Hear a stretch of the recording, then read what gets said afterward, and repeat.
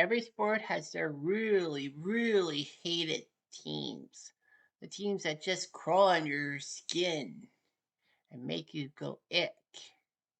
The teams that just make you sick to your stomach with their owners and their bravado. Like in the NBA, it's the Clippers, or even MJ when he owned the Charlotte Hornets. In the NHL, it was Harold Ballard in the Leafs in the 80s. In baseball, it's Jeffrey freaking Loria when he owned the Expos and then turned tail and owned the Florida Marlins. But one owner made things dark, and his name was Al freaking Davis. And yes, he leads the Oakland Raiders into one of the most famous moments of his generation. Let's talk about the 1977 Oakland Raiders and basically one of Al Davis's biggest capers to get under Pete Rozelle's skin. So get ready. I said, are you ready? Are you ready for some Cutter What If NFL football? A weekend invasion. Yeah, it's Cutter talking to you live. We got the hits and the misses. So come join me for all the fun. All the rowdy friends come in. It's the weekend, y'all. Are you ready? Yeah, let's do this, baby. Yes. So the Oakland Raiders were existed to start with in the American Football League,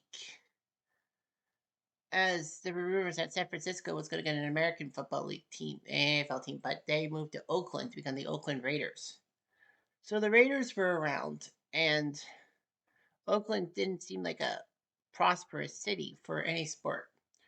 Although basketball would come in the 70s, hockey would come in the late 60s, and baseball came into in the late 60s by Kansas City.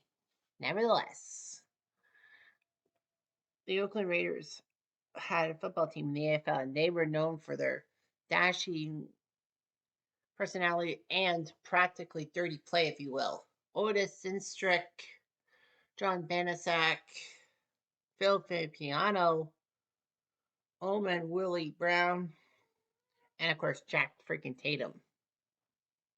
The Raiders were flaunted in the 1966 to Daryl LaMonica's passing attack and George Blenda's extra point kicking. The Raiders were big. They even got to Super Bowl II against those pesky Green Bay Packers, but lost to them in Vince Lombardi's last game.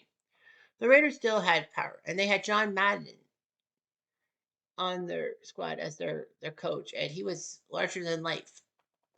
Unfortunately, John Madden did not like to fly at all, so he had to go everywhere by bus. Nevertheless, the Raiders were still flaunted and all that. They made a lot of AFC title games in the 70s. They, along with the Pittsburgh Steelers, were the AFC in spades and all that. The Raiders got some calls their way, but the Raiders always seemed to think that the world was out against them. Immaculate reception, Pittsburgh putting down the tarp incorrectly in their game against the Raiders in the 1976 AFC title game that saw the Steelers win thanks to freezing the middle of the field for the Raiders. Receivers can't get open. There were a lot of big things, and Al Davis really hated Pete Rozelle for everything, and blamed him for a lot of things. He decided to get rid of Oakland's lease and move the team to Los Angeles to spite Rozelle, even though the Oakland Raiders were the Super Bowl 15 champions. So they spent 13 years in LA, and then they decided to move back to Oakland in 1995 once football in LA became a pipe dream, as the Rams would move to St. Louis at the same time. So he went back to Oakland and built Mount Davis, ruining Oakland's Coliseum, which had a very good open air supremacy to their baseball. But basically, Mount Davis, with all those seats, and made Oakland look like a cookie cutter stadium, if you will. Oakland was actually the last stadium to have both baseball and football I know a lot of people said it was probably the Marlins, but no, the Marlins moved to whatever stadium it's called now. Like, and the Raiders still had Oakland still had a terrible lease and all that. We're trying to find a way to move away from Oakland. They did. They found it. Las Vegas of all cities. So Las Vegas got the Raiders, and Oakland fans are not too pleased, especially with the fact that the Warriors will move across town from Oakland to San Francisco and play in the Chase Center. The hockey team, of course, wasn't well funded in the 70s, so no there. So baseball's gone, and baseball is now gone to Las Vegas in 3 years' time. They're playing in Sacramento for the time being, called the Athletics. But I think that nickname is just like the Ohio State Buckeyes, the big shot, nimcompoops, if you will. So the Raiders have had some historical seasons and has some historical backlashes and all that. And this season was one of them. Let's take a look at the 1977 Oakland Raiders. So the 1977 Oakland Raiders were uh, the team's 18th season overall and the 8th since joining the NFL. They were the defending Super Bowl champs. They won Super Bowl 11, crushing Minnesota and making sure the Vikings were 0-4 in Super Bowls. That was the last time the Vikings made the Super Bowl. They were 13-1, which was pretty good. But the next season, they only won 11 games to go to 11-3, finishing one game behind those pesky Denver Broncos in the AFC West. The Raiders would get to the AFC title game, though, for the fifth consecutive season and sixth in the last 8 years. Unfortunately, they lost the AFC title, meaning that it was the seventh time in 10 seasons that the Raiders were just one game short of the Super Bowl. Anyway, they actually set a record for most rushing attempts as they ran the ball 681 times. In the 1977 NFL draft, they picked up this unknown offensive guard named Mickey Marvin in the fourth round. And then in the fifth round from Texas A&M, this guy known as Lester Hayes, known for his stickum and his defensive prowess and all that.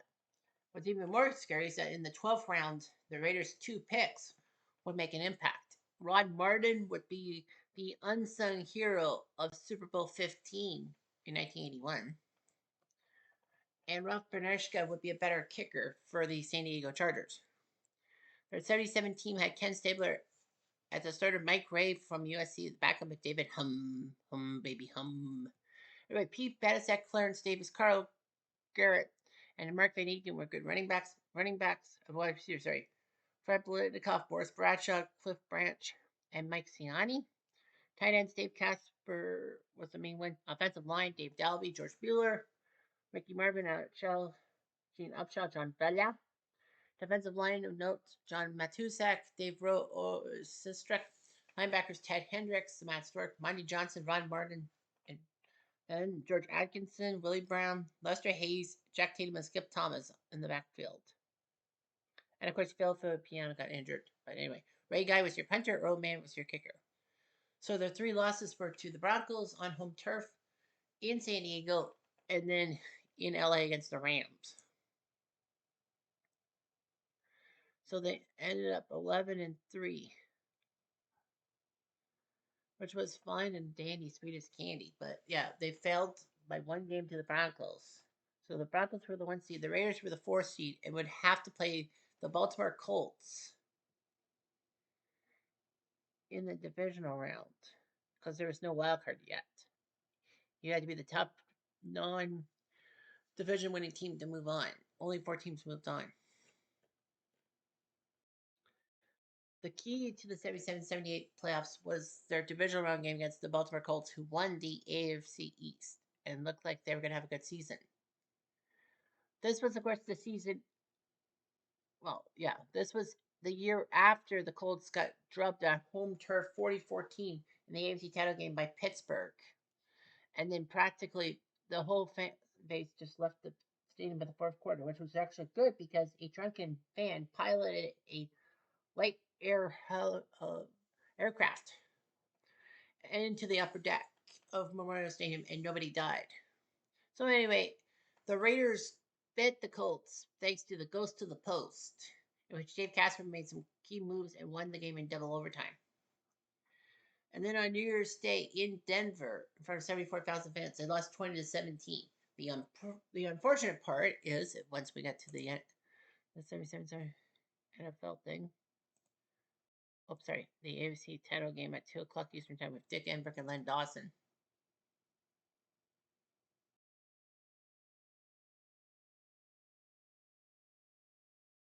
What was this one?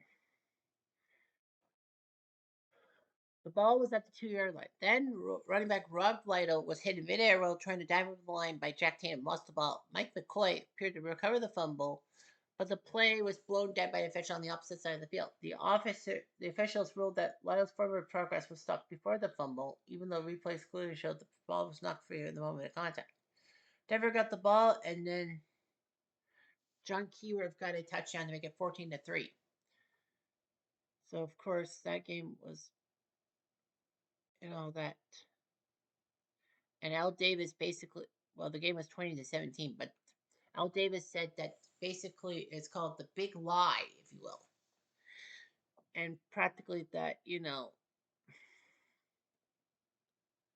um, he got screwed. So that's helped the Raiders out and not have the big lie, and then go to Super Bowl 12 against those pesky Dallas Cowboys. What would happen? So anyway, the 77 Oakland Raiders would go, well, assuming they won against Denver, they would go to the Super Bowl 12 against the Dallas Cowboys. So that's just the lineups and all of that. Yeah, of course, the big story of Super Bowl 12 in real life was that Craig Morton, the former Dallas starting quarterback, would be facing his former team in the Super Bowl with the Broncos. And of course, he had a terrible day. So anyway, the Raiders would go into Dallas. Would they repeat as Super Bowl champs? Let's take a look.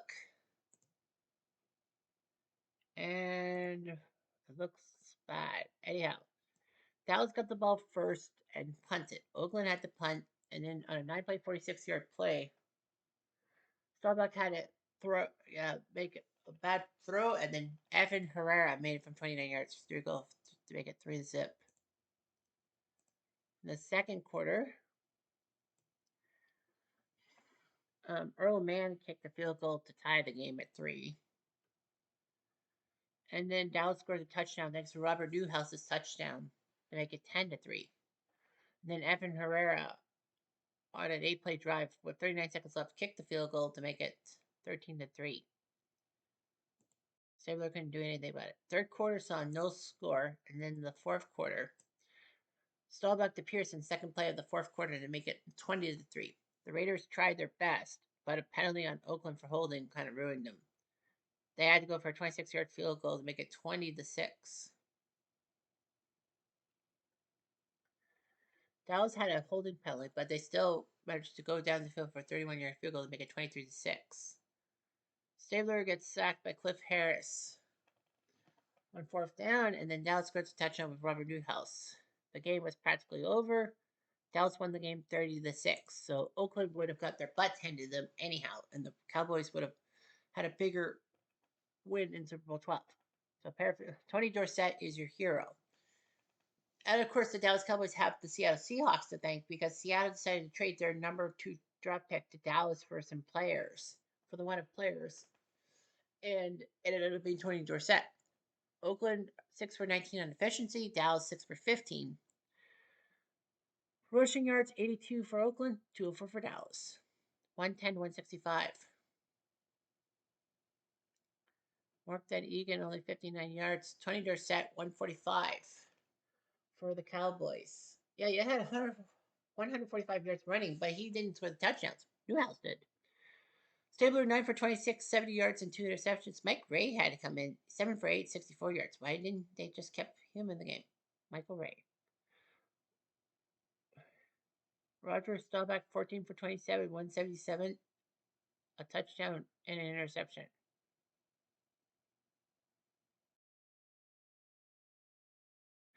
Randy Hughes and Thomas Henderson on defense. Jack Tatum on defense with the interceptions. Evan Herrera made from 29, 37, 31. Missed from 49, but come on. It was long. Earl Mann, 2 field goals. Oakland just had nothing in the tank. The big lie was that Oakland could beat Dallas. and they didn't. Anyway, I'm jumped. I'm gonna do